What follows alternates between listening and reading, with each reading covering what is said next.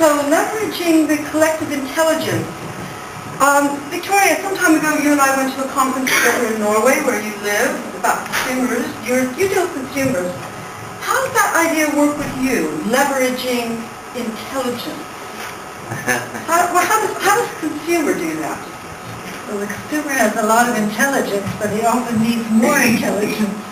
And part of the problem is where to get this intelligence or information from. And I mean, they have to get it from the companies, they have to get it from the government, they have to get it from science.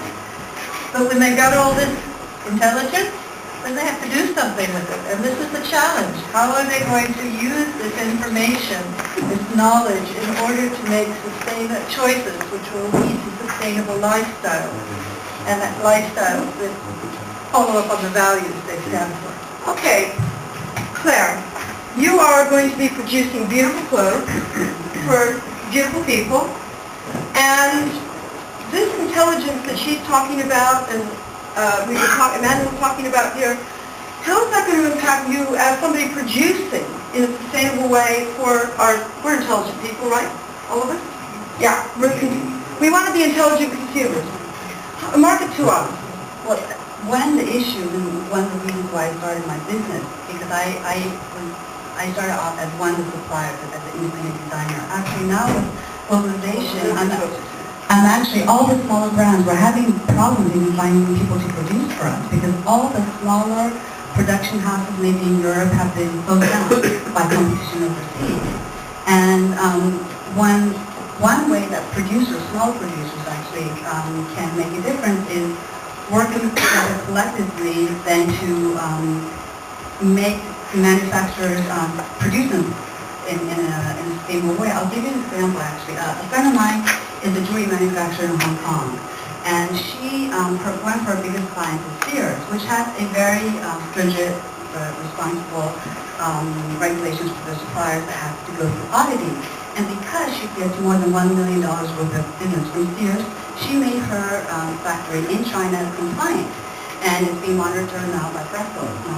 So if there is a force or economic force, either with a large corporation or somehow all these small manufacturers united together, we can then make factories become sustainable or support factories in countries that are producing the right way. And at a next level, then we can also support companies producing the raw materials in the right way, from the fabrics to, there's ethical gold. I would love to produce with ethical gold, but alone there's no way I can fulfill that, especially in let's say the jewelry business, it's all about, it's a commodity business. Okay. I'm going to come back down to the economist down at this end. And nobody else here is an economist, right? No. Okay, I'm going to come down here to the economist. Ethical gold. Come on. Comment on that, please. Well, you don't necessarily have to see it in ethical, moral terms. Sometimes you can see it in efficiency terms.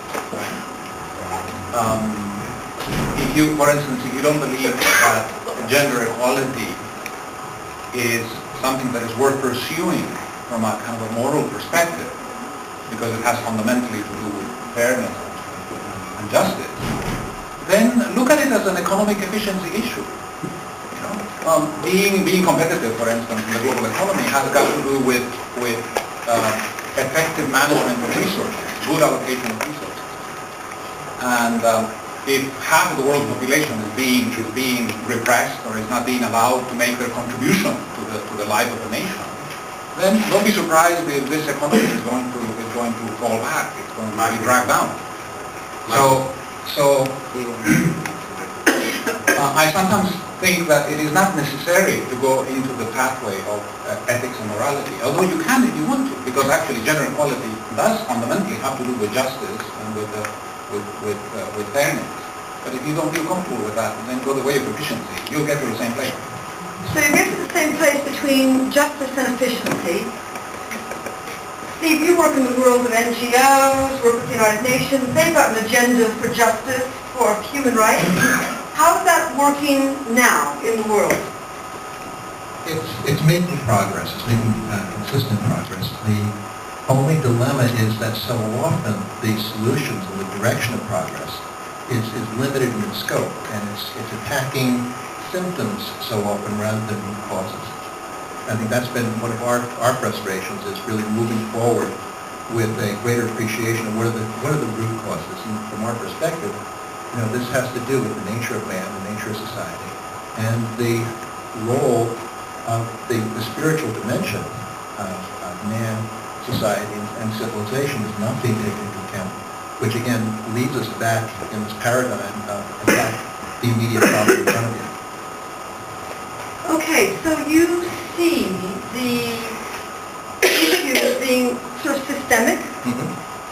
Justice can't be delivered unless we actually have some larger paradigm from which we're working. Justice is fragmented. Justice is fragmented. Okay. Talk about that a little bit to me.